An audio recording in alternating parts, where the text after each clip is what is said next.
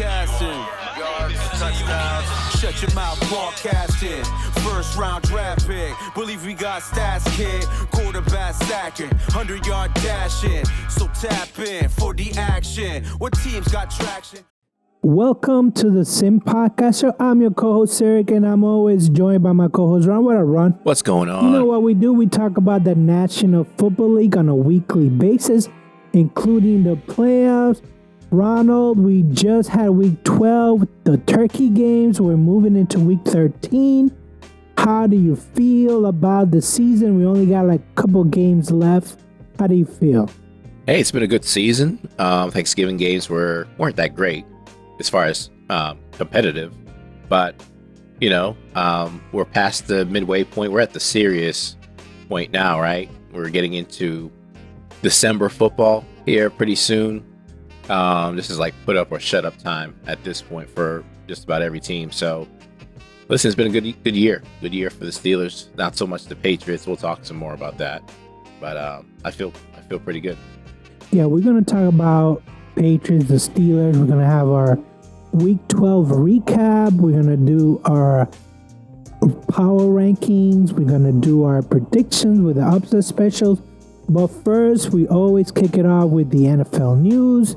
And Ron, Mr. 8 Aaron is back on the practice field. I always thought that this was impossible, but I guess it is possible.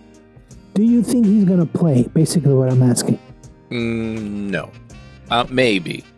I think he wants his ego makes him want to prove that he, at his age, can come back from a significant injury when everyone doubted he could, to actually participate and play an actual game. At the same time, if I'm the Jets ownership, forget about the coaches and stuff. If I'm the owners and I've invested so much money in him, I'm thinking big picture. They're not quite in the playoff hunt just yet.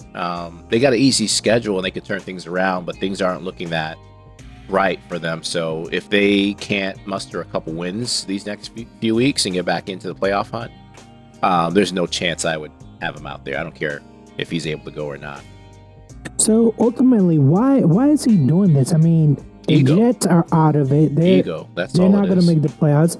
But he has that Pat McAfee show where he like almost daily he comes on to talk about football. So it's like, what is he trying to prove? He's trying to say like the media, I got good doctors. What is it about this whole like I'm gonna make a comeback no matter what? Competitiveness, if I can say that word. So he probably wants to prove not just to the fans but to himself that at his age, like I said, he can accomplish this. He has that drive in him to just prove doubters wrong. He's always been like that, right? He always plays with a chip in his shoulder and all that stuff. So that's I think why he wants to do it more than anything else. Forget about getting the Jets to playoffs and all that stuff. I think he, as far as his personal goals, this is probably weighing heavier on him than trying to turn things around for the team, getting them into the playoffs. Yeah, listen, Rodgers, he lives in his own world, is Rodgers' world. I just don't want to participate. I just don't want my Twitter feed to be full of Aaron Rodgers, that slow motion. He's like practicing. Dude, just save. I mean, it's the media, right? Yeah, it's just like McAfee, ESPN, NFL. It is terrible. It's just constant media attention. It is terrible. The other set of news, this was happened a couple of days ago. Frank Reich got fired. This is like the second coach that didn't even make it through the whole entire season at Carolina. What is the owner trying to prove here? Because I thought his business acumen was like, hey, I'm going to wait it out, make millions. But it seems like it's not translating to the owning a team. So what's going on here? I think so. A couple things, right? I don't know what his expectations were for this team. Probably they were probably better than winning just one game, right? So he's a little disappointed that they have not at least won 4 or 5 games by now. Whether that's realistic or not with that team and the roster they have, I don't know. But I think from an owner's perspective, they probably feel like Frank Reich underperformed.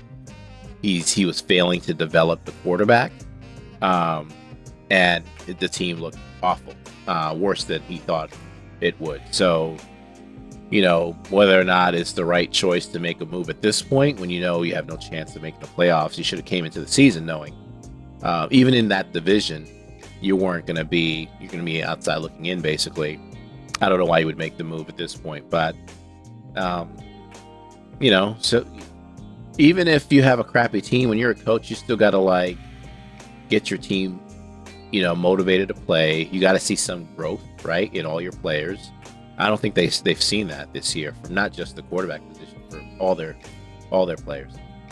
So he got rid of Matt Rule. Then Wilkes comes in, and then actually Wilkes, I feel like they responded to him. The defense was decent under him. He got let go. They brought in Frank Reich. They gave up all these draft picks to get Bryce Young. I thought, comparing Bryce Young to C.J. Stroud it's not very fair. Mm-hmm.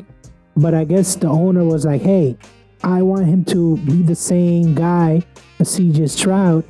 Frank Reich, who's, according to Sirianni, the Eagles coach, he's like the quarterback whisperer. But again, he got fired. So it's like, what is going on in Carolina? I know the division is a horrible division, that NFC South, but come on, man, just have some patience. Have some patience. Yeah, listen, Young has some not so good qualities about him, right? He's very short and undersized. I think he's been banged up throughout the year. They don't have a lot of weapons for him around him, right? Running back, receivers, whatever. Well, they got rid of DJ Moore, right? Mm-hmm. for the Bears. So it's like, I don't know. Is Carolina going to be turned around anytime soon? Is what I want to know. No, they're a long way from being competitive, like really competitive in this league. They're at least 3, 4, 5 years away. The other set of news is DTR is hurt. So in comes Flacco as a Cleveland starter. Will this make a difference? Will this make a difference? Are they still gonna come out third in that division no matter what? I think so, right? So they're 7-4 right now. They have the luxury of losing a couple games. Cincinnati is playing. They're stuck with Browning. Is that his name? At quarterback, so they should still finish third in their division. Whether or not it's good enough for them to sneak into the playoffs, that's probably questionable. Their defense is solid. I know Garrett just got hurt, so we'll see what his status looks like. But if they can play, a game where the Steelers have kind of played, where you just play strong defense, run the ball efficiently, don't turn the ball over, that might be a problem for Flacco. But if they can play that type of game, they can get 2 or 3 more wins and find themselves in the playoff. Right now in the playoff picture, they're sitting in 6th place. Mm-hmm. So that would mean that they would go on the road to face Kansas City. That's, of course, it never finishes that way, but that's what they're looking at right now. The other set of news, and actually this kind of goes with our prediction. You put me down as 12 straight wins for New England, and I was like, yeah, what do you expect? New England is my team. Why is it such a shock?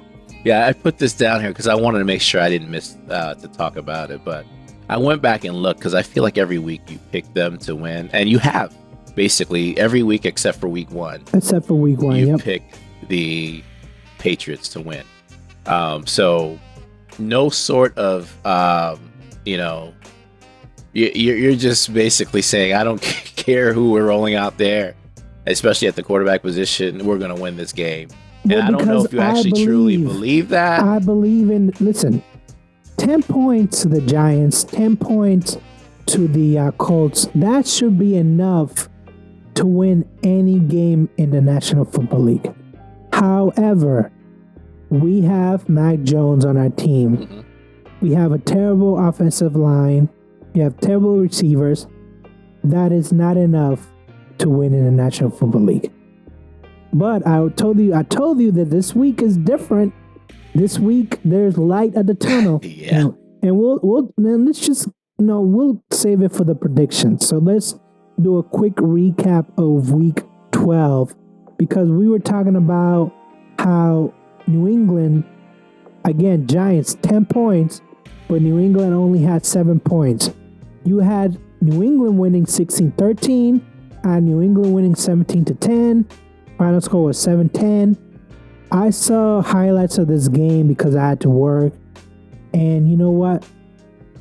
They really tried. They tried their hardest to run the ball. But it was just like, when they have to throw it, it's like flipping a coin. You don't know what you're getting from Mac Jones. And he comes out the game. Sappy comes in. And he throws it. He throws the interception. So it's just like, you damn if you do, you damn if you don't. Let me ask you, are you completely done with Mac Jones? Do you want to see him on another team? Do you want to see your team with another quarterback next year? It depends.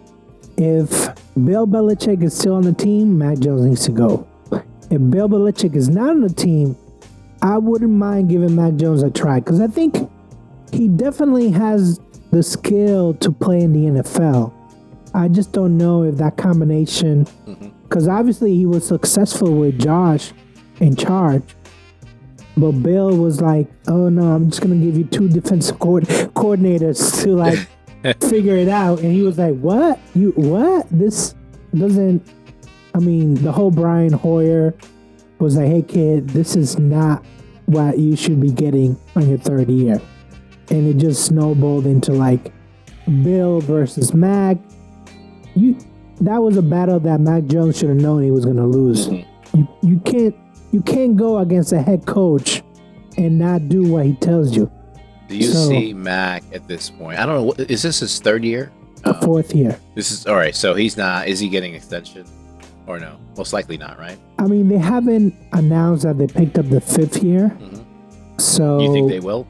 Probably not, right? If Bill has something to say, no, they're not going to do it. No, they're not going to do it. Do you think he plays this week? Starts. Well, that's why the light of the tunnel. I know that during the bye week, it was like 50-50. 50 to Sappy, 50 to Mac. And then Mac went out there, destroyed every hope of the fans that we had. And then this week, what is the hope of the fans? What do the fans want to see exactly? Listen, the fans just want them to finish in the top 5 draft pick. But if that's the case, you know what's going to happen. You even said it. Bill is going to look at that and be like, I can flip one of these picks into like 7 more draft picks. It's just bound to happen. Right. Which he doesn't do very well on. So it's like, you damn if you do, you damn if you don't. It's a catch-22. It's like, hey, this is just... Listen, I have hope for them to win this weekend. We'll talk about our picks when that happens. But you just lost to Tommy DeVito. You just lost last week. Who was a quarterback for the... they had a bye week. So week 10, you lost to Minshew. Week 9, you lost to Sam Howell. Week 8, you lost to Tua, but it's just the trifecta. Howell, Minshew, and now DeVito. They're ready to kill the Pat. The journalists, the fans, the radio station. To me, I'm just like, hey, this is what happens when you don't have Tom Brady anymore. 2-9 though, that is not good. Listen, when I look at the defense, there's a lot of hope on the defense. There's no hope on the offensive side. There's just no hope whatsoever. Frank Wright only lost one more game and he got fired. Not saying that, promoting Bill Belichick to get fired, but I'm just saying 2-9 is pretty atrocious. I don't care who the quarterback is. That's not acceptable. According to who? According to Tippett, to David Tippett, the Carolina owners, according to Robert Kraft, who refuses. It should be according to Robert Kraft. Well, he comes out in public. He says is unacceptable, but he doesn't make any action. So we can say to the sky this is unacceptable, but until there's actually action, we're just speaking in deftones here. Right. The next game was Pittsburgh versus the Cincinnati Bengals.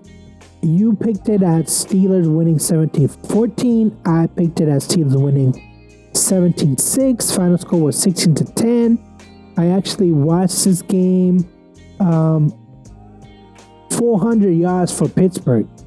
That is the Matt Canada effect. Yes, that is the Matt Canada effect. Right. But the points were not there. Yeah. Right. You know what? I don't even care. I do care. I think we need to finish drives, right? We got to score more points. We just looked like a team that had some fluidity finally in our offense, right? We can get 2 or 3 first downs in a row. We can get some big plays, on the outside to our receivers. We can get some plays in the middle of the field. We look like a competitive, competent offense. So I was, 16 points. There's more that we left out there that, we should have scored some more, made some boneheaded mistakes. Still got to clean some things up, but it was night and day to me. I was extremely happy with the performance of the team, offensively and defensively, this game. So I thought Kenny looked great. I thought our running backs ran well.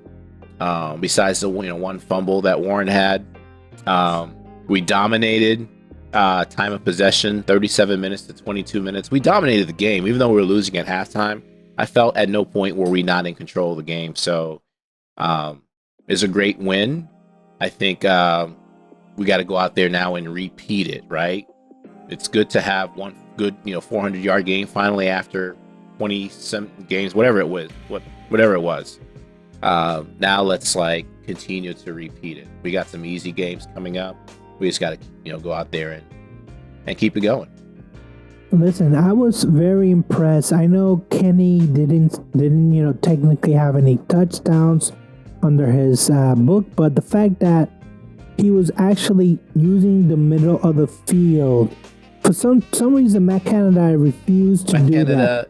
Was terrible, right? And let me address something real quick, because I know there's some Steeler fans, a lot of Steeler fans out there who has been screaming for Kenny Pickett to get benched, saying stuff like, all these other players are so much better than Kenny Pickett, and they want all these other. Please stop. Please stop. I don't want to hear it. Kenny Pickett is a good player. He just wasn't playing well. He needs to play better. But to give up on him and to be talking about benching him for Mitch Trubisky or Mason Rudolph, or giving up on him and going to draft somebody else next year in the draft, there's some quote unquote Steeler fans that I'm just like, how are you a Steelers fan? It's like, you're just wanting us to lose every week, and you can't even be happy for this win and for be happy for Kenny to play well. Sometimes there's fans, there's different type of level of fans. And there's fans that need instant gratification right now. They're fans that they want to be Philly, want to be San Francisco, want to be KC. They think that the team has to win 10, 15 games every year. Mm-hmm. And that's not the league that we played in now. If you win 10, 9, 11 games, your team is good. Mm-hmm. Your team is really good, and it's in the playoff, and it's actually winning. But going back to Kenny, I thought he played probably his best game, without having to make a comeback victory. Mm-hmm.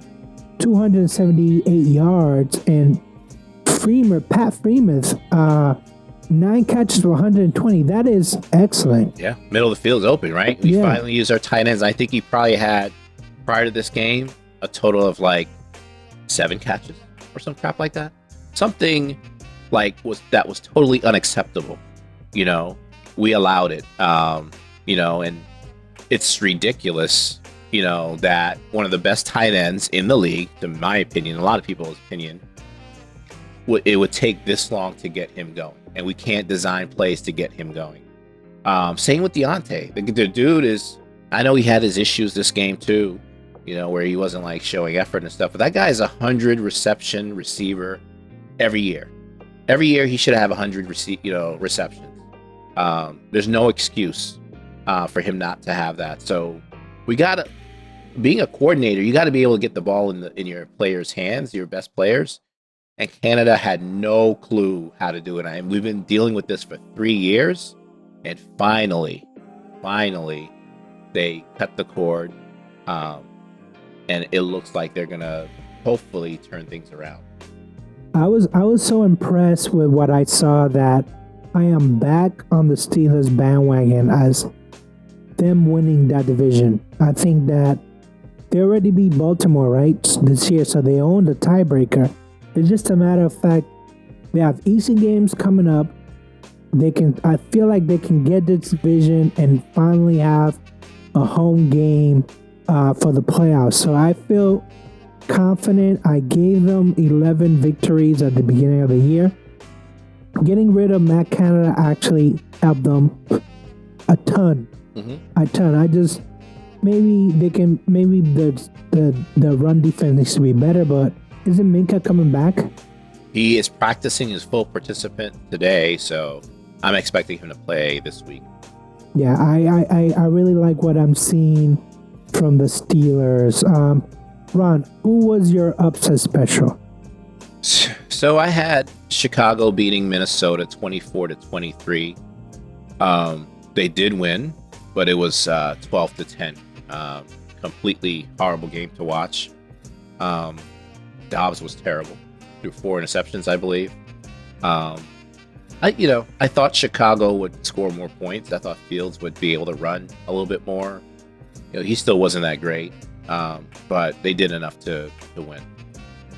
Yeah, Dobbs, the fantasy's over. The insanity Dobbs was over.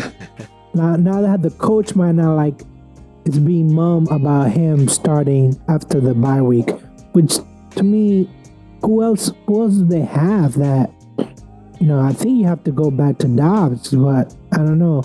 I just feel like he did his part. And I actually, this past weekend, I actually saw the owner again of the Minnesota Vikings, and I was like, how about that Josh Dobbs? And there was nothing. Now, I think that was Saturday night, so they hadn't played yet, and he wasn't excited. He wasn't like, oh, yes, let's go Dobbs. He just kind of stared at me like, and I was like, oh, damn. It's Dobbs. Where's the excitement? There was no excitement. Yeah. Well, listen. Duke came in like just 2 weeks ago. He's still learning the playbook. Everyone's entitled to have a bad game here and there. All the folks jumping off the bandwagon now, so be it. That's the type of league that we're in. I'm not completely jumping off. I still think he's a good starting quality quarterback in this league, and I'd like to see him get a whole entire off season with a team, to learn the playbook and to play with the receivers and stuff like that. And let's see how he does. I don't know, but to me, listen, Cleveland had him, Pittsburgh had him, Arizona had him. Is he expendable? Like, can you just, if you need a backup, here's Dobbs? Like, will the team actually give him a starting job? That's a good question. I don't know. They'll say like, "Oh, we want to have a competition," but they don't mean that. Teams don't mean that, right? Especially when you're drafting someone. In Cleveland's situation, they had Deshaun, so he's a legitimate starter. Now it was between, for the second spot, Dobbs and DTR. DTR had an incredible preseason. That's why they felt that they can rely on him, and they let, Dobbs leave. So, he did. And he went to Arizona, got his opportunity there, played fairly well. Minnesota took him. So, teams might say, yeah, we'll give you a shot, but then they'll go out and draft somebody. And it doesn't matter what, they tell you. If they're drafting someone, especially in the first round, the expectation is that guy's going to play, period. So, it is what it is. We got a lot of teams with players who are starters that are, there's some backups that are better than in this league. That's just how it is. My upset special was Buffalo at Philly. I had them winning 24-21. They actually lost 34-37, but this was a really, really good game to watch. They had a 10-point lead going into the fourth quarter, I think. And Philly just 5 touchdowns from Hurts. Is Hurts now leading the MVP candidate? Is he the lead? In your opinion? I'm not going to look at the odds right now, but what do you think it's the MVP candidate so far? I think he's up there. I still probably would have Lamar ahead of him, to be honest with you. Outside of those two, I mean, it's really up in the air. I think Tyreek Hill has a legitimate shot of getting the MVP as a non-quarterback this year as well. I think every quarterback's number is slightly down. But, Philly, great win against a good team in Buffalo. Buffalo needed to win. They came out with, tons of energy and incentive to win, to prove their doubters wrong. Gave it a good try, but at the end, Philly pulled it off. Now, for Philly, let me say this. Great team, top 5 team. High expectations for them in the playoffs. You cannot have games where you're giving up 30-something points, though. And I think this isn't the first game that the defense has kind of let them down a little bit. So it does worry me. Their defense doesn't play to their ability, I think, when they get, to some of these, play against tougher teams. They're 10-1 right now. That's great. You can't be in the playoffs giving up 30 points, though. So, let's see how it goes. 34 against the Bills. They also gave up 31 against the Commanders. That's who it was. So, listen, Hurst is the lead right now at plus 200. Then you have Mahomes, then you have Lamar, then you have Tua. Listen, Hurst, if they beat San Francisco this week and Hurst has, another 5 touchdowns like he did in this game, he's basically a lot to win the MVP. And this is why, it would be week 13, week 14. It would take Tyreek Hill or Tua or Lamar Jackson some kind of miracle, because the way that Jalen Hurts scored touchdowns, I mean, he's leading the league for quarterbacks and TDs, I think, in rushing TDs. Might even lead the league in throwing TDs too. No, not even. He has 18 throwing touchdowns. Josh Allen has 24. I'm looking at it now. Josh at 24, Dak at 23, Tua at 22, Mahomes at 21, Herbert at 20, Russell Wilson at 20, had a great season, Jordan Love at 19, along with Brock Purdy, and Kirk Cousins. No, that's not right. CJ Stroud. Kirk Cousins has 18. Wow, that's incredible. He's not even playing. I know. So Jalen Hurts has 18 at this point, 18 and 10. That's what I'm saying. The stats are down, but the team is winning. So I think it is it's a season where it's right for a non-quarterback to come out of nowhere and pull it off. Yeah, but rushing TDs, he has 11. Mm-hmm. He's in the top 3. He's compared to a running back. Josh Allen has 9 rushing TDs. I just feel like he continues at this pace, even if he's just doing it to the ground. He's a lock to get the MVP, because I feel like if the Eagles didn't have Jalen Hurts, would the tush push, all these TDs even happen? That's what I'm trying to say. Because you remove Jalen Hurts, and I don't think that happens. I don't think that the Eagles are 10-1. Probably not. No, I'd say he's a good player. Plain and simple, he's a really good player. The question is he better? Right? Is he the MVP? And the team's 10-1. So I think a lot, people are going to look at that and say, your team's doing that well. But again, I still think there's some other quarterbacks and non-quarterbacks that are having just as good of a year statistically as Hurts. Statistically, yes, but the MVP, that if you goes with your team's record, if they end up losing just one game the whole season, Jalen Hurts is going to get the MVP. I don't care what kind of stats Tariq pulls, Lamar pulls. If your team ends up, 16-1, you're going to get the MVP. So that was Week 12 recap. Let's do our power rankings because I was totally wrong. You had Detroit number 1 last week. And I even warned you, this defense, especially the secondary, it's not as good as you think it is. And you were like, oh, no. They're still good. And they made Jordan Love look like Aaron, passing all over the place. Well, Jordan, I just finished telling you, Jordan Love has 19 touchdowns in the season, and he's probably like 5th right now, 4th or 5th. So, yeah, you can't give up that many points. You got to put the clamp down a little bit better. And yeah, their defense, looking at that team, is the weaker unit, right? Their offense is much better than their defense. But at the same time, Jordan Love has 10 interceptions, though. Yeah. He's in double digits. Mm-hmm. So I just don't trust Jordan Love as much as, this other quarterbacks. But yet, when he played Detroit, he looked like a gangbuster. So I was like, oh man, this is the only knock I have on Detroit is that they have a great offense, but the defense, I feel like it still needs work. But it's only week 13, so maybe they can improve on that defense. In that division where you have Goff, you have Dobbs, you have Fields, you have Love, the only real competition is Jordan Love as far as good quarterbacks, right? So I feel like this shouldn't have a problem with that division as a whole. And they almost lost that game against Chicago. So it's a divisional game, though. That's how it is, right?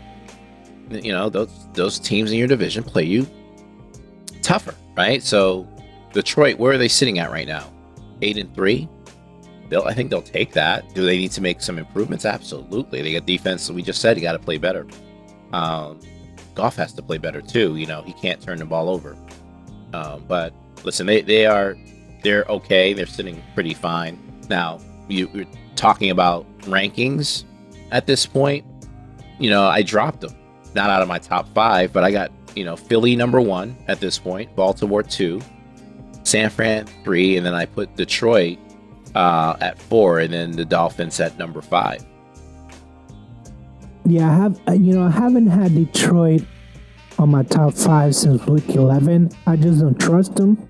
I have for my top 5 Philly, Baltimore, Miami, San Francisco, and Kansas City. And Kansas City, it could easily be out of the top 5. Mm-hmm. I'm strictly looking at their record, but I don't think they have the same firepower, especially in the receivers, as they did in previous years. There's flaws in all these teams, right? Except, I just finished talking about Philly and their defense not playing well. There's flaws in all these teams, right? All these teams. These teams. At the end of the day, these teams can go out and they can all beat each other. I wouldn't be surprised who wins any of the games. They're that close.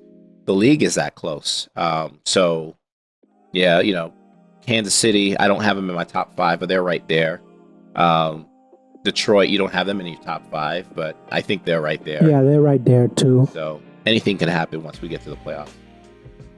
Okay, Ron, so let's go into our Week 13 predictions. Let's start with the Chargers at the Pats. Chargers are favored by 6 points. Ron, what's your prediction? Let me just say my prediction is Mac Jones will start. I don't believe any of the hype this week about him not practicing or practicing as a third quarterback. I'm just not buying it anymore. I think they'll roll his ass out there as a starter again this week. But I got the Chargers winning 27-14, winning comfortably. And I don't trust the Chargers either. Their coach is about to be fired at the end of the season and should be. So it won't shock me if the Pats win. But I got the Chargers winning because I think New England is an even more dysfunctional team at this point than the Chargers. Well, I got New England winning, surprise, 14-10. Listen, I know that you don't believe Mac Jones is going to be out there, but it doesn't matter whether it's Mac Jones or Sappy. They're both terrible quarterbacks. So it's like, like you mentioned earlier, it's a catch-22. It doesn't matter who you put out there. All that it matters is that they don't turn the ball over. That's all that we want to get a victory. And the other statistic which I looked up was that Bill Belichick is 11-2 against the Chargers all time. And, Bill Belichick is a numbers guy, right? It's a history guy, right? So I think that, does he want to lose to the Chargers? No, I don't think he does. But at the same time, get a victory here, you might drop in the draft order. Does Kraft want to drop in? So it's, it's them who don't know. I don't feel like the defense is going to let up like the offense is going to let up. That's why I only have them scoring 10 points. Mm-hmm. But, 10 points to Justin Herbert is not the same 10 points Tommy DeVito. Mm-hmm. So, yeah, I don't know. Maybe they can score some more points. I don't know. I just feel like, listen, it's all about competing, right? It's all about like who's actually giving a damn. But if you don't have the game plan, does it really matter? If you don't have a coach, does it really matter? If you don't have a quarterback, does it really matter? So I just feel like, hey, you're in the front of the home crowd, just do it for the home crowd. Germany, yeah, you weren't even in the same zip code. Then you had the Giants. Hey, maybe you should have won that one. 10-7. I'd say the kicker must have Kraft must have been like, hey, if you miss this one, I'm gonna up your salary. I don't know what happened. And now the rumor is that they actually have another kicker that's like circling. I was like, what? Why would you bring another kicker? You drafted this dude. What are you guys doing with Greer? Greer, I don't know what's going on with Greer. You sign him, you drop him. You sign him, you drop him. I don't get it. Everybody is like sign, drop. Like the quarterback carousel up in New England is just what it is, a carousel. We know it's Mac Jones, but it's still, it's like what I was saying earlier this week. You have 14 days to get ready for the Giants, and you were very mum on who's starting. Is it Zappy? Is it Mac Jones? Who's starting? And he just wouldn't tell. That drove people mad. I mean, they were angry. Reporters were angry. They're like, why? Just say it. Just say who's starting. Same thing this week. It's like, just say who's starting. He just refuses to say. I don't know if he's doing that just to like the whole Rodgers thing, just to be Or maybe relevant. he just doesn't know. Or maybe he's like, maybe today's the day. No, it's not the day. Maybe Friday's. No, it's not the day. And I think because of the new CBA and all that, today was the last day for them wearing pads. Because I think Thursday is a walkthrough, Friday's a walkthrough, Saturday basically no pads. It's just so like, what are you doing right now? What are you doing? What's the purpose of like playing cat and mouse and doing this whole thing? It's like, you're not affecting, it's not like the team is 10 wins. The team is 2 wins. Come on, man. Just be straight with us. Why are you doing this whole thing like, I hear the Yeah. pain in your voice, It's Eric. like, I feel it. just be straight. Just be straight. That's what I mean. You know what happens is when the team is good and he does this cat and mouse thing, you're like, oh, Bill Belichick's being so He's a secretive. genius. And he won't tell you who it is. But when the team is 2-9, just tell us. It doesn't. Yeah. It's not gonna change your competitiveness. You know, when you face the Chargers. So yeah.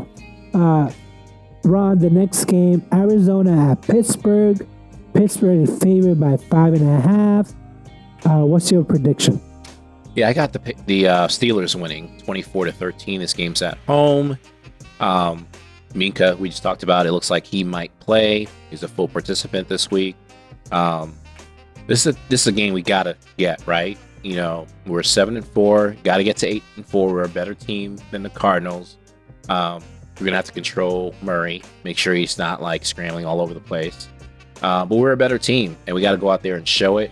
The offense has to continue to click.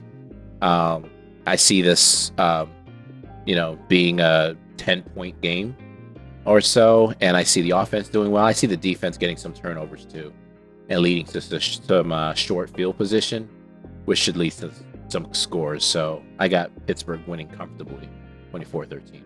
Yeah, I got them winning 21-10. I think this is a breakout game for Pickett. I feel like he didn't get in the end zone last week, but this week he's going to get in the end zone. And not by running either, by throwing it. I think Deontay Johnson bounces back. Like you said earlier, I think he can get emotional. But, this game is emotional. You can't turn it off. So I see them winning 21-10. Ron, what's your upset special? Yeah, Green Bay. At Green Bay, I got them underdogs. They're 6.5 underdogs to the Chiefs.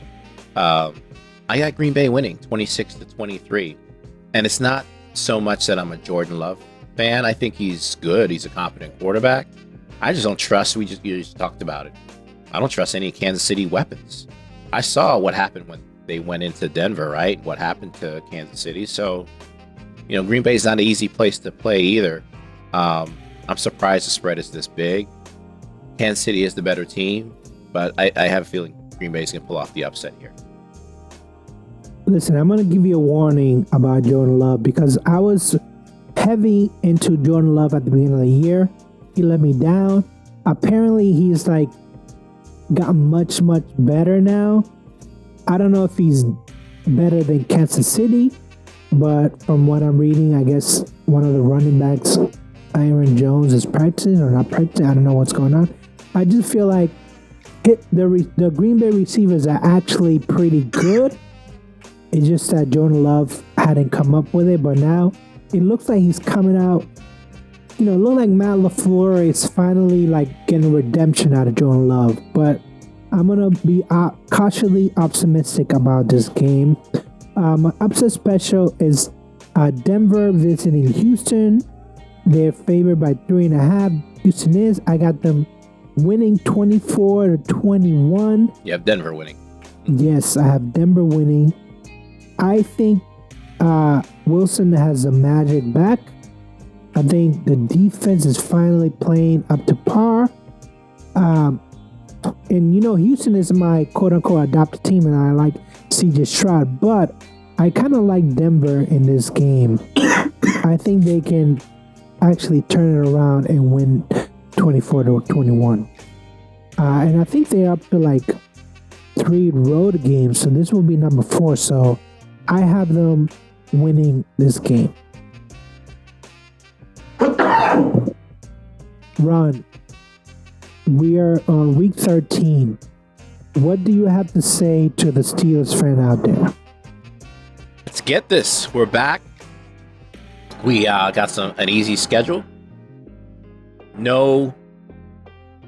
Can't have any losses here, so we got it.